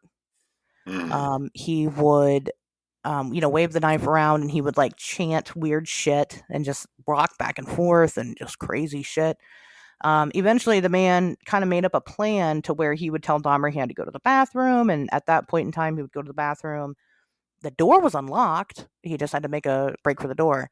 And so, in one instance, he did. He said, "I got to go to the bathroom." He got up. Dahmer was distracted. He ran out the door and went and flagged down police officers and said, "Hey, this fucking guy, can you get this handcuff off me? This guy just kept me in his house for hours." And at first, they were just kind of like, and they were just gonna get the handcuff off of him, let him go on his way. But after they tried, they realized that their cop key didn't match like that handcuff. So they were like, well, will you take us to the guy's apartment? He can give us the key and unhandcuff you. And he's like, yeah. So they did. They show up to Dahmer's apartment. Dahmer's still there. They come in, and Dahmer's like, well, I'll go get the hand. He admitted, yeah, I handcuffed him. Didn't really give a good explanation as to why. Just was kind of cool and calm and collected about it. And then he goes, hey, I'll go get the key. It's in my bedroom. And the police officer, one of the officers, goes, no, I'll go get the key, and walks in there. And Dahmer's like trying to find a way to keep them out of the bedroom. And the one officer was like, no, you just need to sit down. This is weird. And Yeah. he walks into the bedroom. He opens up one of the drawers in which he finds Dahmer's stack of Polaroid pictures. Right. And he calls in the other officer, and he was like, this is like legit. Like, these are fucking dead people. Oh, fuck, we got to do our job now. Right. So they go, and for whatever reason, they open up the fridge door, and there they find a whole head, Fucking head. fucking head, right, and other things, cuts of arms, and just multiple, a lot of shit in the fridge that was not supposed to be there. So at that point in time, they, Dahmer tried to kind of fight them and not be arrested, but they detained him, laid his ass out on the floor, and was like, "You're gonna fucking sit here and watch us pull all this disgusting shit out of your house." And he did. He laid there on the floor for hours. He was, I guess, remorseful. He said that he deserved to die and that he's terrible and blah, blah, blah, which all those things are true. But, and they started pulling everything out of his house and seeing what all there was. And, at that point in time, Dahmer was finally caught because of this one guy who got away because they finally did their job. Because, again, they were just going to let this guy, they were just going to take his handcuff off and just let him go. Yeah. Like, it wasn't just held hostage for hours on end. So then of course Dahmer goes to prison. He was, I think he was actually only charged for 16 of his 17 murders, allegedly 17 murders. He had like multiple, like, I don't know, 50 life sentences or something insane like that. Dahmer was very, very, very open about what he did to people. And what he was doing. He would admit, yeah, I was having sex with their bodies, not just their bodies. I would like have sex with different pieces of their bodies, and I would eat some of those pieces of their bodies. And, I did it because I wanted to keep them with me forever, and I didn't want them to ever leave, and this and that and the other. He really didn't have anything to hide in regard to it. And, eventually in prison, Dahmer ended up becoming a born again Christian. A lot of killers do. Well, I think at that point, that's their only move. But he still, even when he became a born again Christian, he like would express to like his dad and things that like he felt like he was sinning by just being alive. He wanted to die. He absolutely wanted to. And he got his wish. And eventually an inmate beat him to death in prison. Not long after he was there. Actually, the inmate that beat him to death in prison, this was the second attempt, not by that inmate, but this was the second attempt to take Dahmer's life. Somebody else tried to like slit his throat with like a shiv, and they missed. So people wanted him dead. Nobody liked him in prison at all. And the prisoner said that it was because Dahmer, he was with Dahmer and another inmate, and they were doing like a cleaning assignment. And Dahmer and the other inmate were like teasing the guy. And so he, like, one of them like poked him, and like when he went to go turn around, they both like laughed. So he took a metal bar and beat them both to death with it. But eventually he said that, the inmate said he had confronted Dahmer at some point and was like, hey, this is you, isn't it? You did this stuff. And Dahmer was like, yeah. And he said that Dahmer would do things like poke fun at like the fact that he killed these people and did things that he did. Like he would like form his food in like the shape of like body parts and put like ketchup and shit on it for like blood splatter and then like eat it. Yeah. And stuff like that. So he said he was just despicable. But who knows? That inmate was nuts also. He was already in prison for killing somebody. So, I mean, he was crazy as well. So who knows if any of that was true. But he definitely felt very, again, Dahmer didn't want to live. He just wasn't interested in living. His dad continued to still be his dad. And like I said, we kind of talked about this, and we kind of can see where his dad kept trying to get his son back on track. His mom, there's mixed reports. I've read that his mom didn't have anything to do with him later in life, but his mom, when he was finally beat to death, his mom came out and made a public statement about like, "Oh, there he is. He's dead now. Is everybody happy?" or something like that. But that Hmm. really sounds in line with his mom's nature of attention-seeking behavior because she still made it about her. Yeah. Oh, poor me. My fucking cannibal son was murdered in prison. I don't so very interesting connection. So, what is interesting about Dahmer, and again, I said he was my favorite, is that he was so open about these things. He just openly admitted on pretty much everything. I mean, he didn't even have a lawyer present during interrogation. He just admitted to all of it and was like, "Yeah, that's me. I did it." I mean, there's no reason to bring in a lawyer because I'm telling you that I did it. Um, but I kind of teased a little bit about the Adam Walsh thing. And it was actually Dahmer's dad who contacted the Walsh family and said, "Listen, my son lived there during that time when that child went missing, and my son is a known pedophile." And, eventually, Dahmer was asked about it. "Did you kill Adam Walsh?" And he said, "No." And he said, "Why would I admit to doing all this other stuff, but not admit to that?" And there's a lot of other anecdotal evidence that we'll eventually go through. But I did mention how he beat that guy to death in the hotel room and acts like he didn't remember it. I think there is some stuff Dahmer hid. Yeah, I mean, I don't know. Have you ever sat down and tried to come up with your body count, and then like 3 days later you forget a half a dozen people? Oh, That, yeah. I get you know what I fucking mean? Like even trying doing that, yeah. there's a chance that he could have just been like, "Well, I did this and I did that and I did this and I did that," and there's something he forgot. And then someone came up to him later and said, "Didn't you do this?" And he was like, "Fuck, there's gonna be that fucking trial." No, I didn't. I don't know what you're talking about. Right. You know, Right. I don't feel like getting fucking hauled through this shit again. I already got 19 fucking life sentences. You know, yeah, sure, getting a 20th isn't gonna do me any. Isn't gonna really change the win one way or the other. But I don't feel like going through this again. So our people already hate me enough. I'm kind of, Over it. yeah. I mean, Yeah. I could see that happening. That seems very human to me. Well, and like Just not the wanting to. Do, if he did kill Adam Walsh, it was between that weird period where he had his first murder and the hotel murder. And we know that the hotel murder was absolutely out of his control. If he really didn't remember it, he really did lose control. And maybe that could have also happened with Adam Walsh. yeah, I and this brings up like so. Do you, I not to not that we want to lose any listeners here, but fans of true crime may be aware of another podcast called Sword and Scale. And my wife listens to it, and we were on a road trip. Probably, I think actually when we were driving out to Loveland, or that weekend that we did the whole Loveland thing, Sure. and we were listening to one story about a case where a high school girl, was killed and raped, and they kind of thought it was the boyfriend, but they could never prove it was the boyfriend, and then found out because of DNA and some other shit, like 30 years later, that it was actually this random motherfucking guy who was drinking at the bowling alley that night that she disappeared from, saw her in the parking lot and fucking kidnapped her and raped her and killed her. Got away with it because it was seemingly very random. You know what I mean? Got away with it for about 30 years. And eventually the DNA convicted him, and he died in jail a couple years later. But they asked him like, "Have you ever done this before?"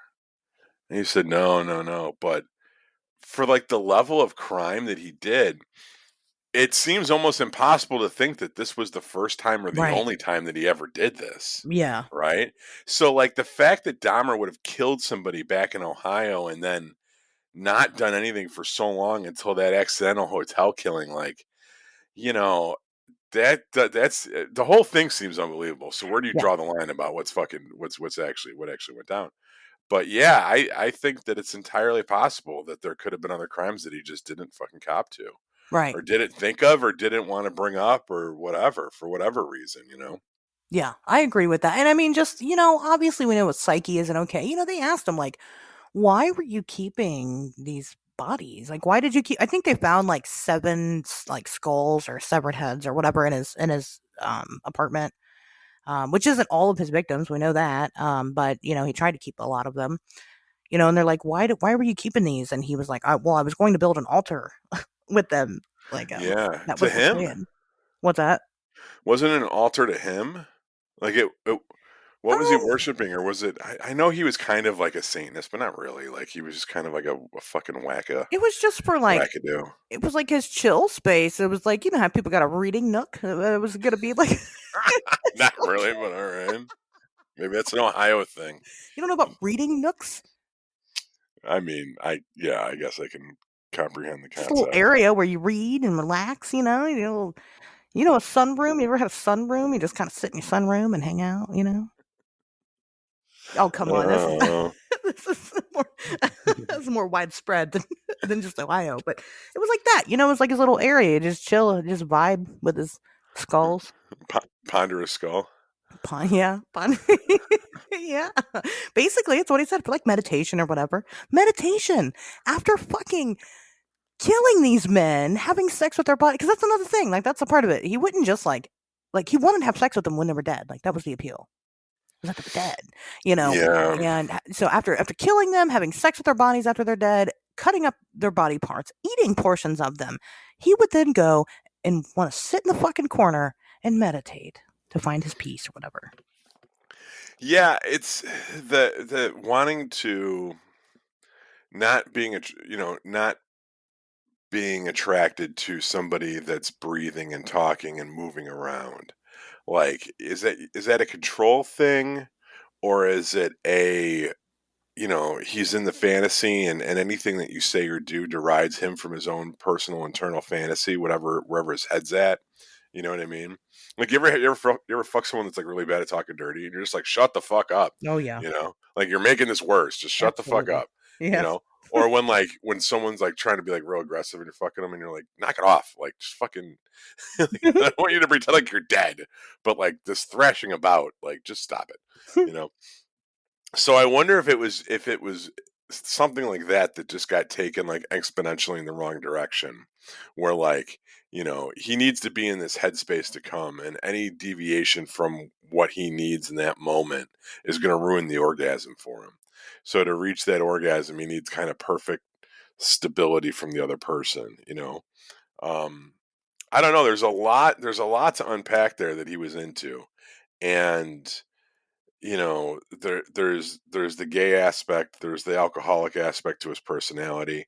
you know um you almost got to wonder, like, you know is I would have to think that if you were into I don't even know if this is worth going into in the show. Like it's got to he's got to be coming pretty fucking hard. Like if you're into this and you're like killing people, like however he's reaching that orgasm, man, when he pops off, it's got to be like 1,000 suns going off all at once. You know what I mean? It's got to be like fucking nuclear to keep him doing it, right?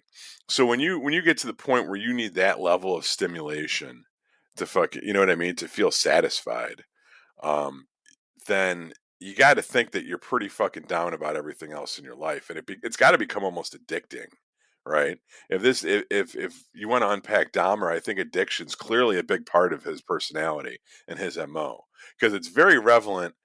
Uh, it's right there with the alcoholism, right? He had an addictive personality, Sure. and when he's drinking, now he cannot drink. He could be sober, and he can hold down sobriety. Somebody that can go sober for that long, even if it is only 9 months, that's not somebody that's in the throes of a true alcohol addiction, right? Because the people that like got the DTS that like can't stop drinking because they're going to die. They need to go into rehab where they slowly wean them off alcohol because they're that addicted. He never seemed to reach that point. If he got a job and he had something positive to focus on in his life, then he put all that shit away and he tried to be a normal member of society.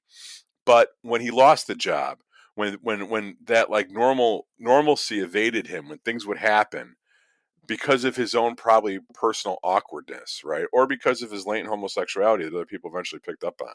You know what I mean? The fact that he never had a girlfriend or that he wasn't into fucking sports. Um, Eventually that might create problems in job situations where people eventually get to know him better and realize he is a little off. And then he loses the job or he quits the job and he spirals into depression, starts drinking a lot. And then the drinking isn't enough to kind of uh, satisfy him. So he gets into this really weird, kinky, depraved sex, you know? I don't know why I'm spending so much time trying to figure this guy out, but A lot of that people have. It's okay. That's why I find him very interesting because yeah, there's there's a lot, so many layers to right? this. It's not just one thing, you know? And It's it's and not. those layers are alcoholism, which is something that a lot of people fucking wrestle with that doesn't necessarily drive them to kill, but it factored in with this guy. Well, yeah, I mean, but I think all of it. I think the child. I think he did have abandonment issues and neglect from childhood. I He think had a that. he had a bad mom, but he had a great dad. And you know Yeah, what? A lot of people have had mothers that bad. That's not right. historically atrocious, unless there's some shit we don't know about, which could always be the case. And But then they like, don't. I mean, plenty of people grow up with terrible parents, and they don't kill people, right? I mean, they don't do right, this, you know. But then he also had the homosexuality mixed into it with the times and how it was kind of a weird scene and kind of an underground scene and unacceptable, and and then alcoholism on top of that, and then not being able to thrive. Failure to thrive is definitely an issue he had.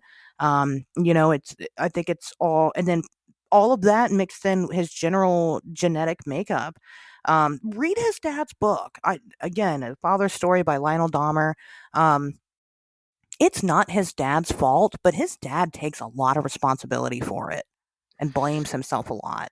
But it is wow, yeah, he does. And, he owns that a lot because he wasn't there enough, because he was too caught up in his own life, because he let Dahmer live with a mother that was like that. He thinks that in hindsight, looking back on a lot of this stuff, obviously, hindsight's always a bitch. And he's like, oh, I should have known. I should have done better. I could have done more. I didn't.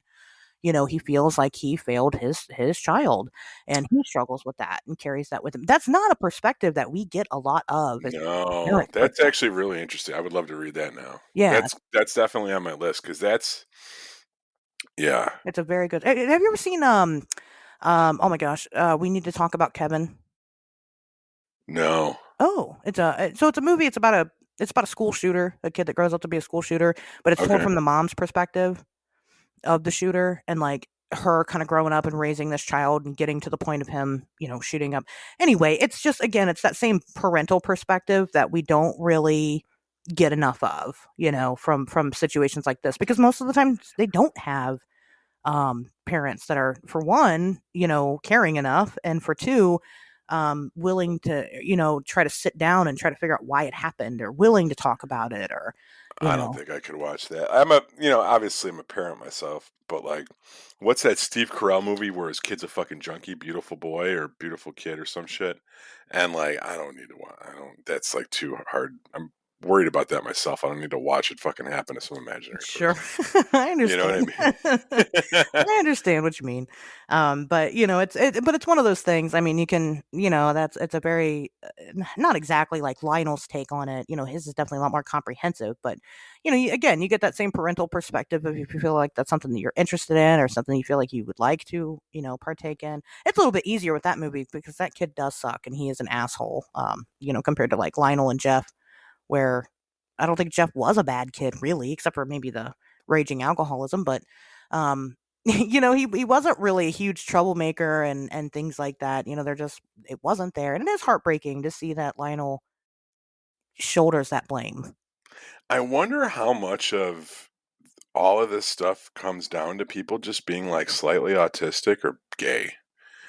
You know what I mean? Yeah, I agree with that. Well, I think, Dahmer was diagnosed with multiple, like, different things, schizoaffective personality disorder, borderline yeah, personality disorder. But then again, he was diagnosed in the 90s. right, So who knows, what we've learned since then. But right. the gay thing is interesting, because we do eventually, we'll talk about some cases where people aren't gay one of these days. But They're just less sexy. I mean, if you're gonna kill people, gay people will do it right, I guess. I don't know. You Well, they do it know, with so much panache. panache. Just stop. They do, But no, eventually we'll I'm sure we'll cover them. But yeah, it is a theme, because it's like, if Dahmer, if he was born now and here and now, in the age of everybody accepts everybody for who they are. Well, we live in better times. I don't know. Sure, I'm okay, not fair gonna enough. fucking go sign that one, but yeah, I know what you mean. It's It's definitely we a we are hell of a lot definitely better than it was in the yes. 80s these are and 90s. So, yes, these are definitely evolved times. But yes, interesting you bring up the 90s because this is something that I had in my notes, which I guess now that we're getting to the end of it, I can just kind of throw out there. Having grown up through this, like when I think about the acceptance of like gay culture, like the kind of where we're moving away from the traditional like homophobia that was just kind of ingrained in our culture. Definitely, I feel like it starts to happen in the 90s. I feel like when we talk about the world that we live in now, what we consider the future, like or modern times, that the 90s was kind of the beginning of that, sure, especially like the mid 90s, and it's hard to imagine ended up posting it on Twitter, but I know when I was reading this case and I was remembering how it felt being an 11-year-old and being younger, and this was like an SNL skit, you know what I mean? This was like right up there with like the OJ stuff, and where it was like a crime that was tragic, but it was like totally in pop culture consciousness. It was everywhere, you know, and it's just very hard to imagine a world before, like when you think of like modern day culture, it's like you think of like you know um LGBTQ acceptance and stuff, and you think of like movies and music and being more modern and like kind of cutting edge and stuff, like the future kind of is like Quentin Tarantino and Kevin Smith and like techno music and shit, and all that stuff was like mid 90s late 90s, and Dahmer is kind of like the ending of the era that came before. And he's also very much a product, like you just said. He's a product of that culture that came before, that was repressed and that was weird and that did produce a lot of latent homosexual serial killers, right? And he was kind of like the apex of that, next to Gacy. Gacy was a pretty heavy hitter himself, but I think Gacy was on a completely different trip, which we talked about in our episode. And if sure. you like this episode, go back and listen to the Gacy one, because I Yeah, that's a good actually one. I got into that whole conversation with someone recently about my theories on Gacy and how he didn't work alone and what he could have been a part of actually. Um, but yeah, Dahmer is kind of like the last great like troubled, maligned, closeted fucking gay serial killer, you know. And then we kind of moved into. I don't think you're going to see too many of those now because that doesn't exist in our culture anymore. Thankfully, you know. Yeah, Even yeah, though these are not perfect times, but hopefully there's a reason I think we haven't produced another Dahmer or Gacy in the past 20 years. You know, yes. Yep, I agree with that. I think that that is a sign of the times for sure. Yes, I agree. We still have a very long way to go, but we're not there anymore, so yeah. that's At good. least at least we've been able to like kind of cure this a little bit. This doesn't happen anymore. A little They bit of a little soft blow there. Yeah, I mean, for the most part, I mean, of course, could there be another Dahmer or Gacy? Yeah, oh yeah. There's serial killers a lot, and different people that do very vicious, horrible things for different reasons. Maybe they just become cops now. That's yep. Join the military or some shit. You know Hey, what I you can kill mean? people legally, you guys. Just make it. Right. You could do it legally, quote unquote. They figured out, hey man, if I want like really good training and literally a license to kill, I'm just gonna go into law enforcement or military, Or the police academy, militarized yeah, law yeah. enforcement. You know what I mean? Pretty much, yeah, basically. There are easier ways to kill people. It's not as sexy, I guess, but Yeah. you're not drilling holes in people's brains and making an army of sex slaves, but Well, who knows? Who you knows could what they're kill doing things over for there? military science if you want to try that. So, human experimentation still happens to this day, I'm sure. I'm I mean, sure. just ask Jeremiah Byron. He'll help you. Yeah, he'll tell you how to get into shit like that. He's into that kinky shit. I think this is probably the point where this joke stops being funny. No, he'll love it. He'll eat it up. No, I think we may have inadvertently crossed the line there. I do apologize, Jeremiah. I finally taken it too far now. I feel bad. I think I finally did it. Fuck. Sorry, bro. Hey, at least I know now. We love I Jeremiah. gotta touch the stove to know it's hot, and I think that stove's hot. So we're gonna leave that one alone. He's not even here to react to it. You're like, he doesn't like that. I already feel bad, like saying that he's, No, he's such a freaking nice guy. He really is. he's definitely not drilling holes in people's heads. No, he's not. But anyway, um, yeah, that's Dahmer, a very popular guy. You guys have probably heard of him, and if you didn't, you just did. And what do you think? Have you ever heard of a reading nook? Do you know? Right? Are you excited to listen to the Adam Walsh episode that we'll eventually do? I'm excited Or to talk about it. or if you're like, if you're living in a small to mid-sized American town and you're familiar with the gay community and the bar scene, Yeah, what do you think the likelihood was that this dude, this dude pulled ass out of bars for who knows how long, fucking drugged and killed people, and somehow no one fucking connected the dots or knew that yeah. this was happening? What's the word on the street there? I mean, people have stories. A lot of people will be like, "Oh, Dahmer tried to pick me up in the '80s," or my dad used to say that he went to prison with him or whatever. He couldn't have because my dad went to prison after Dahmer was dead. I guess not possible. That's a weird flex, but I guess you got to Maybe you take one of what you these can get days sometimes. I'll just fucking do a whole episode on prison stories that my dad tells. He's told some very vicious ones. So We could do a true crime episode about your family. yeah, probably yeah. He did kill someone, so I mean, there's I that. got a pretty good one. My grandpa was indicted by the FBI. Okay, we'll see. Yeah. It's not super sexy though, but it's like, yeah, he got caught Oh doing wow. some fucking shit, but you know. Maybe we'll save that for the Patreon. That's definitely Patreon. But that is Yeah, one. See, that's what we're talking about with the Patreon. yeah. Like, it ain't just going to be a quick Stuff money that doesn't grab. quite fit here, but is still cool enough to share with the guys. Good stories, Good entertaining. You'll stories. you'll laugh more. I Right, you don't. definitely want to hear about how my dad killed somebody. You want to hear that story. Mm, And I'll tell it to you on the Patreon. Maybe next week in her underwear. in my underwear. Yeah. Yeah. I can make that claim. You don't see me. Yeah, of course, in my underwear. Yeah, topless. You know what this Anyway, is? well, I'm glad I didn't die so that I could come back on here and talk about somebody killing people that did die. So there's that. Sure. And I will be chipping away at this Patreon, and as soon as we get it up, of course, you guys will be the first ones to know about it. It will drop on a Wednesday, so be prepared. And let us know. Answer our questions. 773-59 weird. Call us and let us know what you think about all of the questions that we post here today.